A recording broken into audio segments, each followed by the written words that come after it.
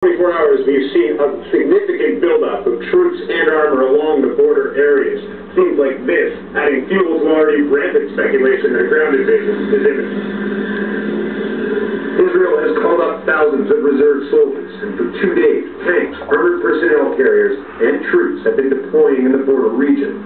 The entire border area has now been declared a closed military zone. Journalists can no longer enter. Reporters have not been allowed to enter Gaza itself since before this operation began.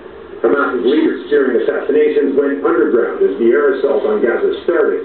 From the West Bank, Palestinian president and bitter Hamas rival Mahmoud Abbas pleaded for a new ceasefire. We condemn with the strongest terms this sweeping Israeli aggression against our people in Gaza, he said. Israel did allow a shipment of humanitarian aid into the Gaza Strip today, but at a special session of the Knesset, Israeli leaders vowed to push on with the military operation. We have nothing against the Palestinian people, he says, but we have a war to the bitter end against Hamas. Israel says the operations are meant to stop the incessant rocket fire from Gaza, an attempt by force to pound militants into submission or turn the civilian population against Hamas.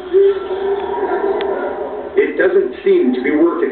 Again today, towns in southern Israel came under attack, and for the second day in a row, the crude but deadly rocket hit their mark. An Israeli Arab construction worker was killed in this attack. Israel says it's doing what it must to protect its citizens, but as civilian casualties in Gaza grow, so too is international condemnation, with the defense minister calling this a war to the bitter end. The question remains what the end will look like. Peter Armstrong, CBC News, on the Israel-Gaza border.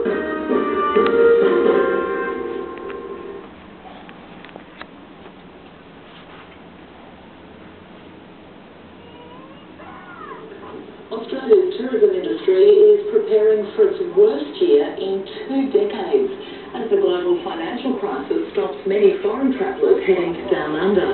A new report predicts a 4% slump in revenue, costing the industry around $500 million.